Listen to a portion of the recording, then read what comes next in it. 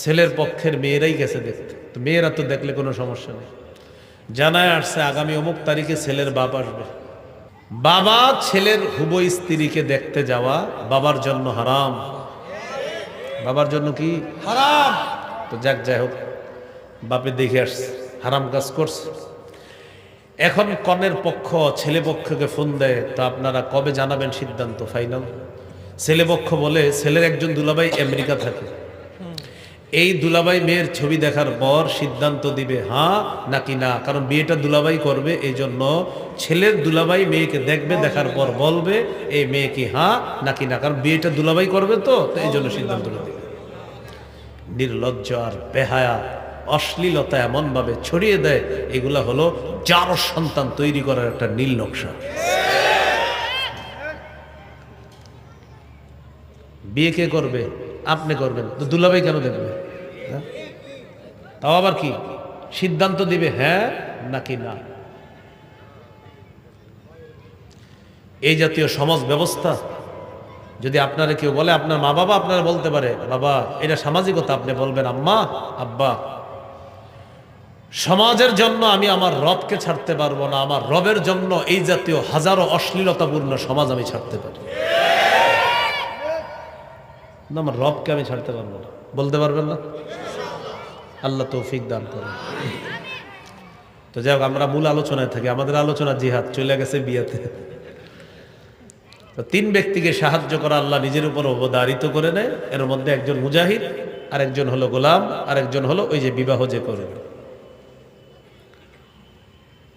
এই হলো আপনার মুজাহিদের ফজিলত। এখন বলেন জিহাদের সংকল্প সবার আছে তো? তাহলে আমরা অপেক্ষা আছি। আল্লাহ আপনি যদি কখনো জিহাদের সুযোগ তৈরি করে দেন, আমরা সবার আগে যাব ইনশাআল্লাহ। যদি নিয়ত না থাকে কি সমস্যা হবে? সহিহ মুসলিমের বর্ণনা 1910 নম্বর হাদিস, 1910। قال رسول الله صلى الله عليه وسلم من مات ولم يغزو ولم يحدث به نفسه مات على شعبة من النفاق।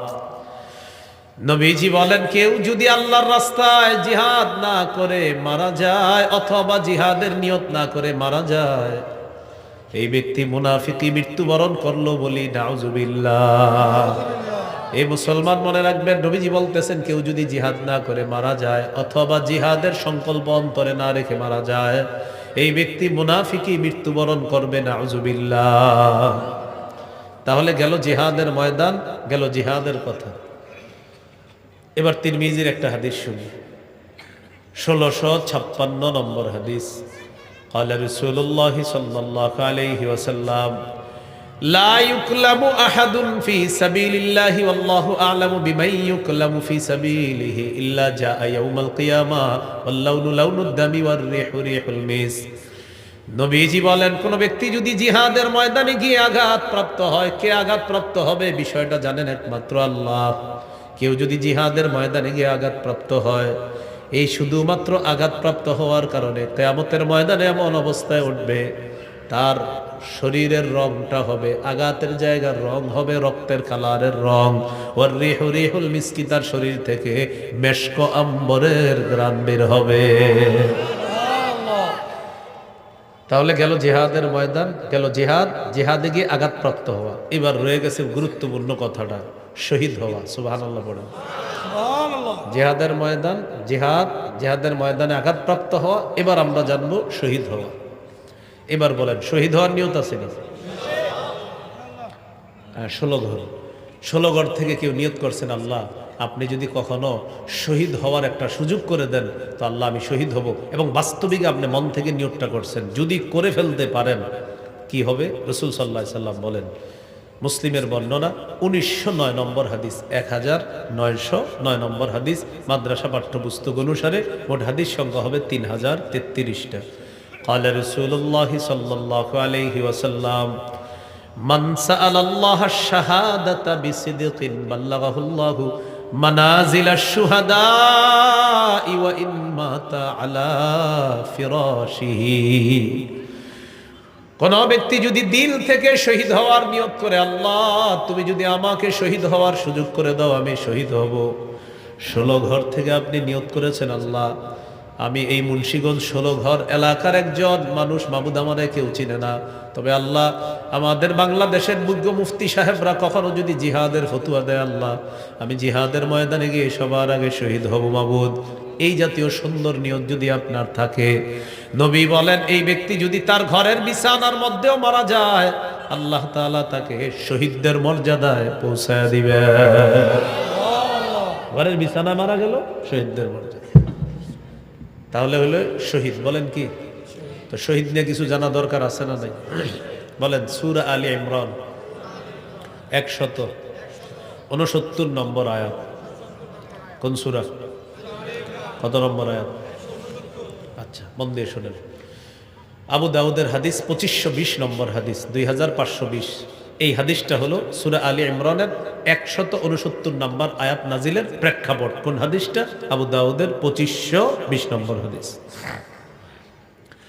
মুফাসসিরিনে কেরাম বলেন, বদরের যুদ্ধে যারা শহীদ হয়েছে, আর কারো কারো অভিমত হলো উহুদের যুদ্ধে যারা শহীদ হয়েছে। আব্দুল্লাহ ইবনে আব্বাস রাদিয়াল্লাহু তাআলা আনহুমার বর্ণনা, তিনি বলেন রাসূলুল্লাহ সাল্লাল্লাহু আলাইহি সাল্লাম বলেছেন, লাম্মা উসিবা ইখওয়ানুকুম বিউহুদ, উহুদের যুদ্ধে তোমাদের যে ভাইয়েরা শহীদ হয়েছে, জাআলাল্লাহু আরওয়াহাকুম ফি জাওফি তায়রিন খুদরিন, আল্লাহ তাআলা তাদের আত্মাগুলা সবুজ পাখির পেটে ঢুকায় দিয়েছে। তারিদু আনহারাল জান্নাতি ওয়া তাকুলু মিন সিমারিহা ওয়া তাওয়ি ইলা কানাদিলা মিন যাহাবিন মুআল্লাকাতিন ফি জিল্লিল আরশ। শহীদের এই আত্মাগুলা পাখির পেটের মধ্যে যাওয়ার পর পাখিগুলা জান্নাতের ঝর্ণার উপরে যায়, উড়ে বেড়ায়, জান্নাতের ফলমূল খায়। সুবহানাল্লাহ। আরশের নিচে স্বর্ণ দ্বারা তৈরি করা ফানুস আছে, ফানুস, এই ফানুসের উপর গিয়ে পাখিগুলা বসে। সুবহানাল্লাহ। তো পাখিগুলা বসার পর, এই পাখি মানে শহীদরা। কারা? শহীদরা। শহীদের আত্মা যেহেতু ভিতরে, তো শহীদরা বসা আছে। ফালাম্মা ওয়াজাদু তিবা মাকালিহিম ওয়া মাশরাবিহিম ওয়া মাকিলিহিম, শহীদরা যখন দেখলো তাদের মনোভূত খাবার পেয়েছে, মনোভূত বাসস্থান, মনোভূত পানীয় পেয়েছে তারা, তখন তারা আপোষে বলা বলি করে, মাইয়ুবাল্লিগু আন্না ইখওয়ানানা লিআল্লা ইয়াজহাদু ফিল জিহাদ ওয়া লা ইয়ানকুলু ইনদাল হারব।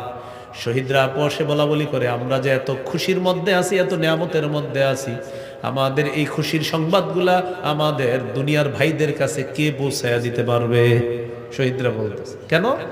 লিআল্লা ইয়াজহাদু ফিল জিহাদ, আমাদের কথা জানার পর যাতে দুনিয়ার মুমিনরা জিহাদের প্রতি অনাগ্রহ না দেখায়, জিহাদের সময় যেন তারা অলসতা না করে। তারা যদি আমাদের নিয়ামতের কথা জানতে পারে, তাহলে জিহাদের ব্যাপারে তারা আর কি করবে না? অলসতা করবে না। কারা বলতেছে এগুলা? শহীদরা। কোথায়? জান্নাতে। আল্লাহ তাআলা শহীদদেরকে বলে, উবাল্লিগুহুম আনকুম, আমি আল্লাহ তোমাদের বিষয়টা দুনিয়াবাসীকে জানায়া দিব। সুবহানাল্লাহ। আল্লাহ বলেন, আমি তোমাদের বিষয়টা দুনিয়াবাসীকে জানায়া দিব। এবার আল্লাহ তাআলা শহীদের বিষয়টা আমাদেরকে জানানোর জন্য সূরা আলী ইমরানের 169 নম্বর আয়াত নাজিল করে দেয়, ওয়ালা তাহসাবান্নাল্লাযীনা কুতিলু ফি সাবিলিল্লাহি আমওয়াতা বাল আহইয়াউন ইনদা রাব্বিহিম ইউরযাকুন। আল্লাহ তাআলা বলেন, যারা আল্লাহর রাস্তায় শহীদ হয়ে যায় তাদেরকে মৃত মনে করো না, বরং তারা জীবিত, তাদেরকে আল্লাহর কাছে রিজিকের ব্যবস্থা করা হয়। তাহলে শহীদরা জীবিত। শহীদরা কি? জীবিত। মৃত মনে করো না। ফারিহিনা বিমা আতাহুমুল্লাহু মিন ফাদলিহি, আল্লাহ তাআলা তাদেরকে যেই নিয়ামত দান করেছেন, এই নিয়ামত নিয়ে তারা আনন্দিত, তারা উল্লাসিত। সুবহানাল্লাহ। তাহলে শহীদ হওয়ার নিয়ত আছে তো সবার ইনশাআল্লাহ?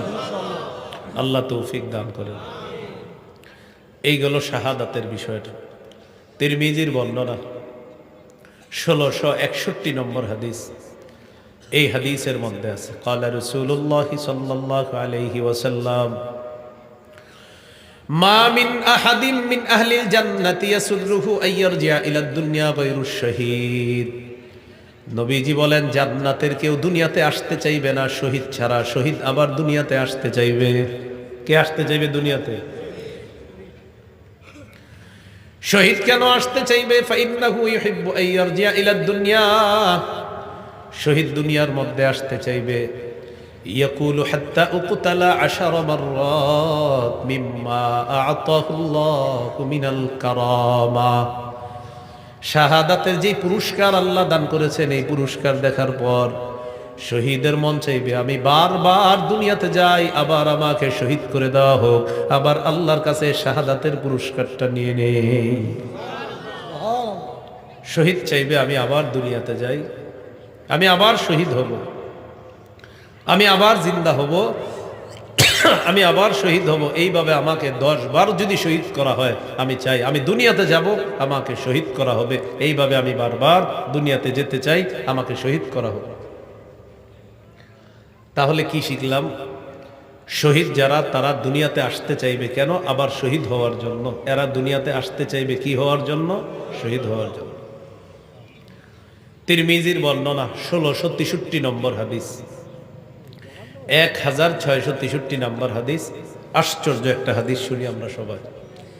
এই হাদিসের মধ্যে আছে ক্বালা রাসূলুল্লাহ সাল্লাল্লাহু আলাইহি ওয়াসাল্লাম, নবীজি বলেন লিশহীদ ইনদাল্লাহি সিত্তু খিসাল, আল্লাহর কাছে শহীদের স্পেশাল 6টা পুরস্কার আছে। কয়টা? 6টা পুরস্কার আছে শহীদের আল্লাহর কাছে।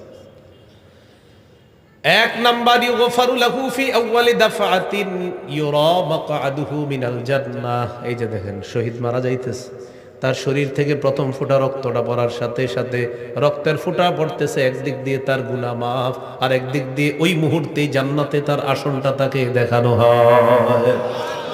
শহীদ মারা যাইতেছে, শহীদের রক্তের ফোঁটাটা পড়ছে, আল্লাহ জানে সে এখন শহীদ হবে।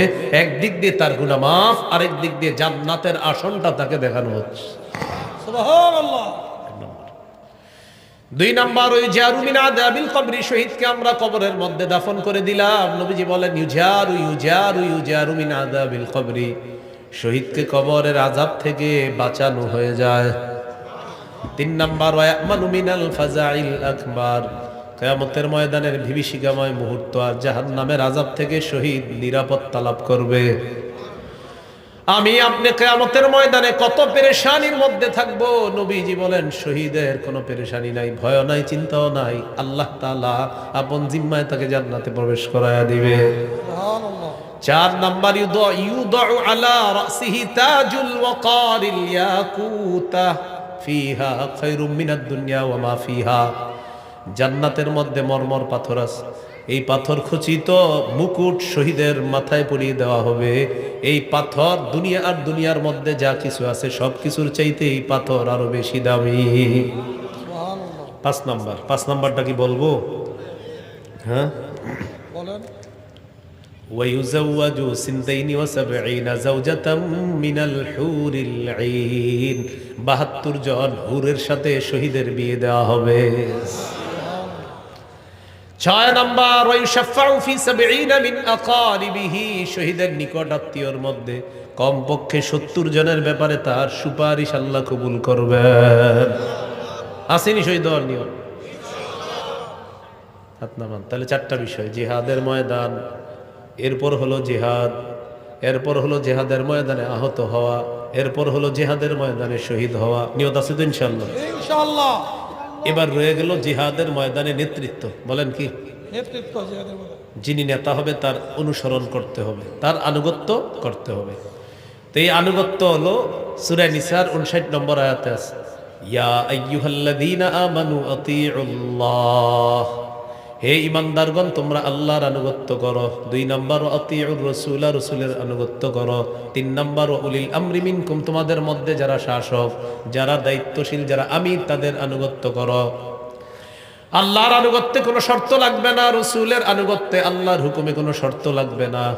তবে শাসকের আনুগত্য, আমিরের আনুগত্য করতে শর্তের প্রয়োজন আছে, আমিরের ইতাআত করতে শর্তের প্রয়োজন আছে। আমিরের আনুগত্য করা যাবে ততক্ষণ যতক্ষণ সে নাফরমানিমূলক কথা না বলবে। আমির যদি নাফরমানিমূলক কথা বলে, কোরআন সুন্নাহর আজাইরা ব্যাখ্যা করে, সে আমিরের কথা শোনাও যাবে না, তাকে মানাও যাবে না। আবার বিষয়টা যদি এমন হয়, সে যদি অটো আমির হয়, তাকে তো মানার কোনো প্রশ্নই হয় না। আর যদি তাকে আমির বানানো হয়, এই বানানো আমিরকেও মানা যাবে না যদি সে নাফরমানিমূলক কথা বলে। বলেন আমার সাথে দলিল, বলেন দলিল। বুখারী ৭,১44 নম্বর হাদিস, বুখারী ৪,৩40 নম্বর হাদিস। এই দুই হাদিসে আছে আমিরকে শর্ত ছাড়া মানা যাবে না। সূরা মাইদা ১০৪ নম্বর আয়াত, সূরা নিসা ৫৯ নম্বর আয়াত, সহিহ বুখারী ৭,১৪৪, সহিহ বুখারী ৪,৩৪০। আমিরকে নিঃশর্তভাবে মানা যাবে না। খালি একটা হাদিস শোনাই, মন দিয়ে হাদিসটা শোনেন, একদম মন দিয়ে শুনবেন। সহিহ বুখারী ৪,৩৪০ নম্বরটা হাদিসটা শোনাই। আলী রাদিয়াল্লাহু তাআলা আনহুর বর্ণনা, বাসান নবী সাল্লাল্লাহু আলাইহি সাল্লাম সারিয়াতান, আল্লাহ রাসূল একটা বাহিনী পাঠাইছে। ওয়াস্তামালা আলাইহিম রাজুলাম মিনাল আনসার, একজন আমির বানায়া দিস। ওয়া আমারাহুম আইয়ুতিউহু, আমিরকে বলে দিয়েছে বাহিনীকে যে তোমরা সবাই আমিরের কথা শুনবা মানবা। আবার বলছি, বাহিনী প্রেরণ করলেন, আমির বানায়া দিলেন, আর বলে দিলেন আমিরের কথা শুনবা মানবা। ফাগাদিবা, আমির সাহেব রাগ হয়ে গেছে। রাগ হওয়ার পর সেনাবাহিনীকে বলতেছে, আলাইসা কাদ আমারাকুম রাসূলুল্লাহ সাল্লাল্লাহু আলাইহি সাল্লাম আন তুতিউনি, আচ্ছা নবী কি বলে নাই তোমরা আমার আনুগত্য করবা? তো সবাই বলতেছে হ্যাঁ নবী তো বলছে। তো যেহেতু নবীজি বলছে এখন আমি যা যা বলবো সব শুনবা। কয় জি বলেন। তো এইবার বলতেছে আমির সাহেব, ইজমাউলি হাতবা, লাকড়ি সংগ্রহ করো। ফাজামাউ, তারা লাকড়ি সংগ্রহ করছে। মন দিয়ে বুঝতেছেন তো প্রিয় ভাইয়ারা? লাকড়ি সংগ্রহ করার পর আমির সাহেব বললেন, আউকিদুহা নার, আগুন লাগায় দাও। ফাউকাদুহা নার, আগুন লাগায় দিস। এবার আমির সাহেব বললেন, উদখুলুহা, তোমরা সবাই আগুনে ঝাঁপ দাও। ভাই মাইকটা গুনগুন করতেছে না, গুরুত্বপূর্ণ আলোচনা। না না মাইক ঠিক আছে, এমনি হঠাৎ আর কি সমস্যা হয়েছে, গুনগুন করতেছে। আজান হইতেছে কিন্তু গুনগুন করবো, মাইক তো আর গুনগুন করবো না। আজানের এই জায়গার যে আজানটা হবে ওটার জবাব দিবেন আপনারা। হ্যাঁ, এখানে যে আজানটা হবে ওটার জবাব দিলে হয়ে যাবে। তো আমির সাহেব বললেন তোমরা লাকড়ি সংগ্রহ করো। তো লাকড়ি সংগ্রহ করলো। এবার বললেন আগুন জ্বালাও, আগুন জ্বালাইস। এবার আমির সাহেব বললেন সবাই আগুনে ঝাঁপ দাও।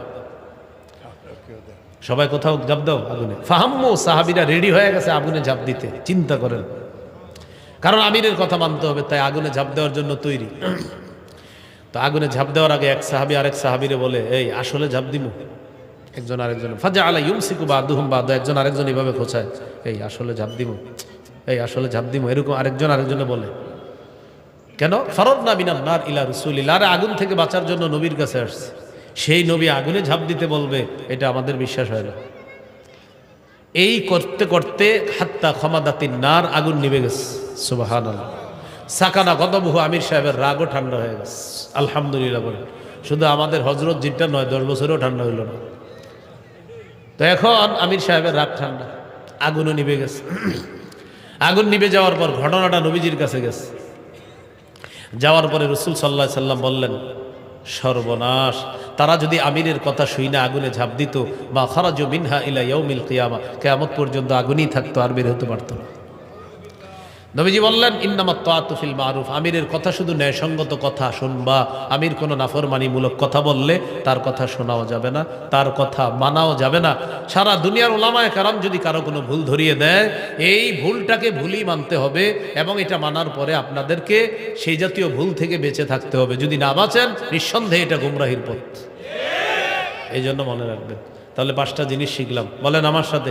জিহাদের ময়দান, জিহাদ, জিহাদে আঘাতপ্রাপ্ত হওয়া, জিহাদে শহীদ হওয়া, জিহাদের আমিরকে মেনে নেওয়া, মানে যিনি নেতা হবে তাকে মানা, যিনি নেতৃত্ব দিবে তাকে কি করা, মেনে নেওয়া। বারবার ভুল করি, অভিভাবক আমরা গ্রহণ করতে ভুল করি। এক তাগুতকে ছাড়ি, আরেক তাগুতকে অভিভাবক বানাই। ফলাফল হয় বৃষ্টি থেকে বাঁচার জন্য ঝর্ণার নিচে এসে দাঁড়ানো। সূরা বাকারা 257 নম্বর আয়াত, 3 পারা 2 নম্বর পৃষ্ঠার শুরু আয়াত। আল্লাহ তাআলা বলেন, আল্লাহু ওয়ালিয়ুল্লাযীনা আমানু, যারা ঈমানদার তাদের অভিভাবক হলেন আল্লাহ। বলেন ঈমানদারের অভিভাবক কে? আল্লাহ। সূরা মাইদার 51 নম্বর আয়াতে আল্লাহ তাআলা বলেন, ইয়া আইয়ুহাল্লাযীনা আমানু লা তাত্তাখিযুল ইয়াহুদা ওয়ান নাসারা আউলিয়া, হে ঈমানদারগণ তোমরা ইহুদি খ্রিস্টানদেরকে অভিভাবক বানাবা না। কারণ ইমানদারের অভিভাবক কে বলেন? কিন্তু আমরা বারবার ভুল করি, ওই ইহুদি খ্রিস্টানদের পরিচালিত এক তাগুতকে ছাইরা আবার আরেক তাগুতকে ধরি, অথচ তারা তাদের দেশে 47 জন প্রেসিডেন্ট পরিবর্তন করে, একজনকেও নারী বসায় না। আর মুসলমানের উপরে নারী চাপায়া দিয়া, মুসলমানদেরকে গোলামের জিঞ্জির পরায়া দিয়া তারা মুসলমানের উপর রাজত্ব করতে চায়। এই জন্য রাসূলুল্লাহ সাল্লাল্লাহু আলাইহি সাল্লাম বলেন, লা ইউফলিহা কওমুন ওয়াল্লাউ আমরাহুম ইমরাআতান। নবীজি বলেন, ওই জাতি কিছুতেই সফল হবে না যেই জাতি তাদের নেতৃত্বে কোনো নারী বসায়া দেয়। যেই জাতি তাদের নেতৃত্বে কোনো নারী বসায়া দেয় সেই জাতি কখনো কি হবে না? সফল। ঠিক ঠিক তো এখানে বলেন, পরে তো আবার গিয়া কামড়াইলেই ঘটানো। সবই তো ঠিক, ঠিক না কি বলেন? আমাদের অভিভাবককে এটা না বুঝলে আমাদের ভাগ্যের পরিবর্তন হবে না। আফগানিস্তান বুঝেছে বিষয়টা, বুঝার পর আল্লাহ তাআলাকে অভিভাবক মানার কারণে তাদেরকে আল্লাহ সফলতা দান করছে। সারা দুনিয়া 3 বছর 4 বছর আগে আফগানিস্তানকে গণ্য করে নাই, গণনায় নেয় নাই। এখন আফগানিস্তান কাউকে টাইম দেয় না, কারণ তাদের অভিভাবক কাকে মানছে? তারা। কি লজ্জাকর বিষয়, 90% মুসলমানের দেশ। অন্য দেশের কেউ শুনলে বলবে, তাহলে তো তোমাদের দেশে কোরআন সুন্নাহ অনুযায়ী সব চলে। কিন্তু কিভাবে আপনি বলবেন যে আমাদের দেশে এই দুইটাই সবচেয়ে কম চলে?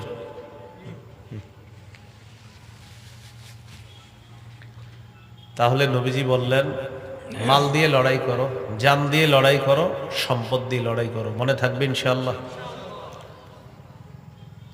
আবু দাউদের হাদিস, 1449 নম্বর হাদিস।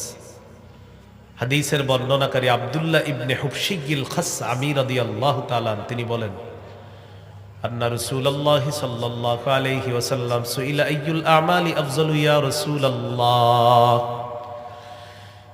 নবীজিকে জিজ্ঞাসা করা হলো, ইয়া রাসূলুল্লাহ, আল্লাহর কাছে কোন ইবাদতটা সবচাইতে শ্রেষ্ঠ ইবাদত আপনার কাছে জানতে চাই।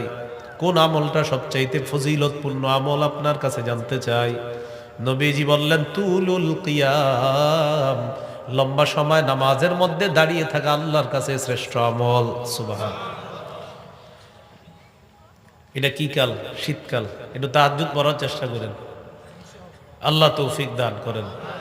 সহিহুত তারগীব হাদিসের কিতাব 630 নম্বর হাদিস। এই হাদিসে আসছে, রাজুলুন কামা ফি লাইলাতিন বারিদাতিন মিন ফিরাশিহি ওয়া লিহাফিহি ওয়া দিথারি।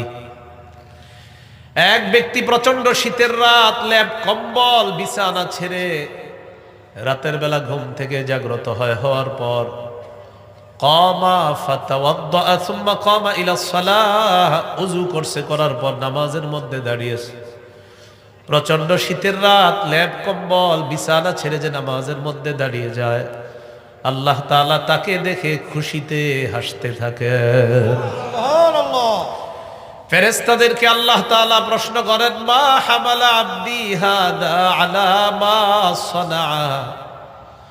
আমার এই বান্দা নামাজের মধ্যে দাঁড়িয়েছে, কি কারণে দাঁড়িয়েছে, কেন দাঁড়াইলো?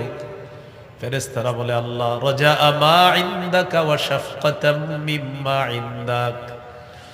1 নাম্বার আপনার কাছে প্রতিদান পাওয়ার আশায়, 2 নাম্বার আপনার গজব থেকে বাঁচার আশায় আপনার দরবারে তাহাজ্জুদে দাঁড়ায় গেছে। আল্লাহ তাআলা বলেন, সাক্ষী থাকো তোমরা, আতাইতুহু মা রাজা, সে যে আশায় দাঁড়িয়েছে আমি তাকে দিয়ে দিলাম। ওয়া আম্মানতুহু মিম্মা ইয়াখাফ, যে ভয়ে সে দাঁড়িয়েছে সেই ভয় থেকে আমি তাকে নিরাপত্তা দিয়ে দিলাম। নামাজ পড়বো তো ইনশাআল্লাহ।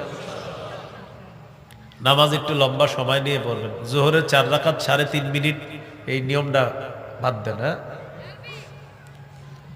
4 রাকাত বুলেটের গতিতে, প্রথম 2 রাকাত আস্তে পড়ে, শেষের 2 রাকাত এত জোরে পড়ে ইমাম সাহেব জামাতে দাঁড়ায় যাবে। এই জন্য জামাত ধরার জন্য সুপ সুপ, বুঝেননি? সুবহানা রাব্বিয়াল আযীম, পুরা বাক্যে সিন কয়বার? একবার। সুবহানা রাব্বিয়াল আযীম, পুরা বাক্যে সিন অক্ষরটা কয়বার? একবার। সুবহানা রাব্বিয়াল আযীম, পুরা বাক্যে সিন কয়বার? একবার। দেখেন, সুবহানা রাব্বিয়াল আযীম, সুবহানা রাব্বিয়াল আযীম। সুবহানা রাব্বিয়াল আযীম। এখন আপনার পাশে উনি নামাজ পড়তেছে, দেখবেন এরকম করে আল্লাহু আকবার, এর মানে উনি সু সু সু তিনবার বলা মানে তিনি তিনবার সুবহানা রাব্বিয়াল আযীম পড়েছে, কারণ বাক্যে সিন তো একবার, আর উনি সু সু তিনবার বলা মানে সুবহানা এই বাক্যটা উনি তিনবার পড়ছে। এই জাতীয় কাজগুলো করেন না, এটা আল্লাহর সাথে তামাশা করা, আল্লাহ হেফাজত করে। এই হলো রাসূলুল্লাহ সাল্লাল্লাহু আলাইহি সাল্লাম বলে দিলেন, লম্বা সময় নামাজে দাঁড়িয়ে থাকা এটা অনেক ফজিলতপূর্ণ আমল।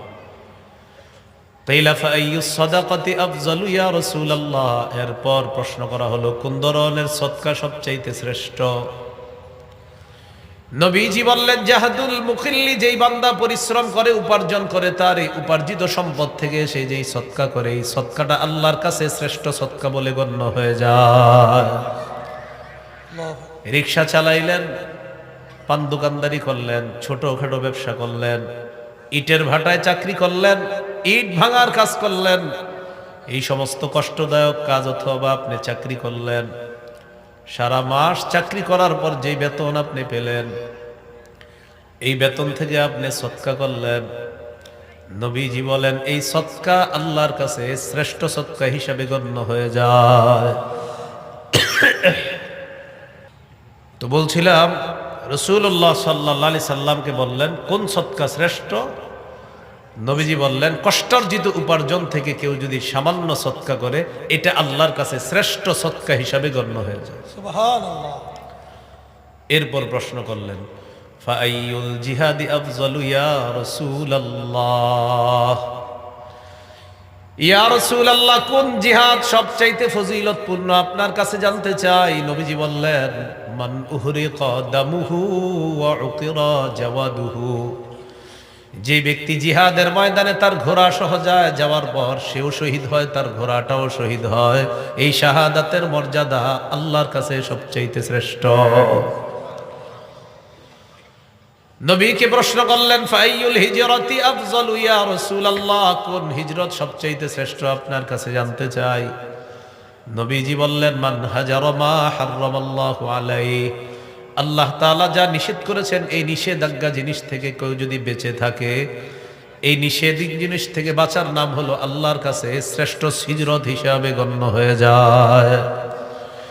এরপর প্রশ্ন করলেন, ফাইয়ুল জিহাদি আফযাল, হুজুর কোন জিহাদ সবচাইতে শ্রেষ্ঠ? নবী বললেন, মান জাহাদাল মুশরিকিনা বিমালিহি ওয়া নাফসি, যে ব্যক্তি নিজের জান মাল নিয়ে মুশরিকদের বিরুদ্ধে লড়াই করে, এই জিহাদটা আল্লাহর কাছে শ্রেষ্ঠ জিহাদ বলে গণ্য হয়ে যায়।